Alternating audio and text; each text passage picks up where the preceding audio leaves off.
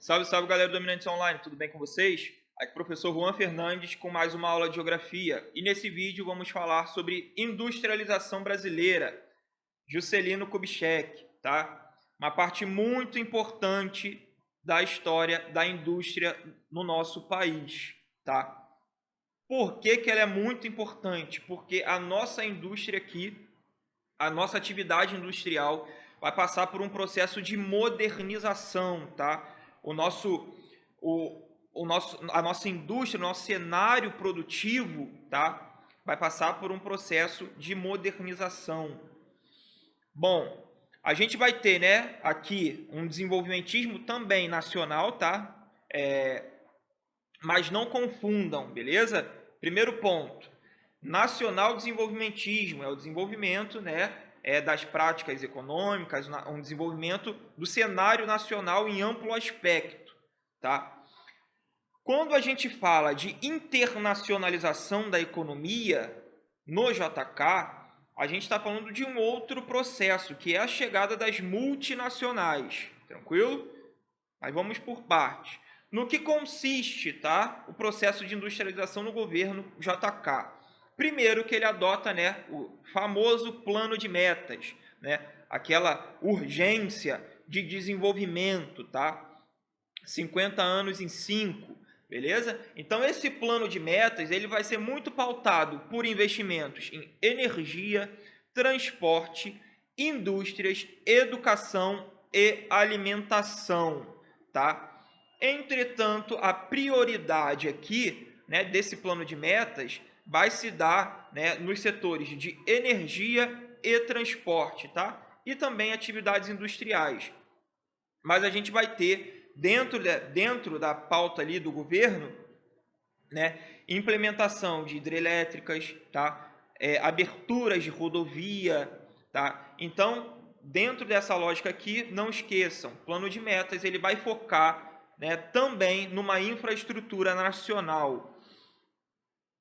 A gente tem um modelo de tripé econômico e agora eu explico, tá, o processo de internacionalização da economia. O que seria esse modelo de tripé econômico?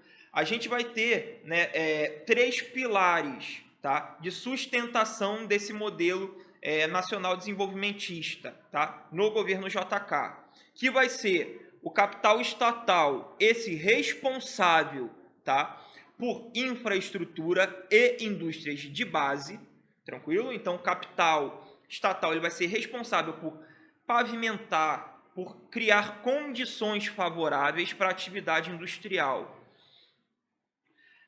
Capital privado nacional, esse responsável por indústrias de bens de consumo, mas indústrias de bens de consumo não duráveis, então são indústrias tradicionais, tá? Indústrias de tecido, indústrias alimentícias, tá? Não esqueçam disso, galera. A gente tem uma aula falando sobre isso, tá? Sobre os tipos de indústria. Então, assiste lá. Capital privado nacional, indústrias de bens de consumo não duráveis, tá? E a gente vai ter o capital privado internacional, beleza? Esse capital privado internacional é pautado, tá, nas indústrias de bens de consumo duráveis, indústrias de automóveis, né? Então, a ideia é você fazer o quê? Atrair as indústrias mais importantes dentro daquela perspectiva, as indústrias de bens de consumo mais importantes, tá? E nesse cenário aqui, as indústrias de automóveis elas são fundamentais, tá? Esse processo de internacionalização ele vai ficar muito pautado, tá?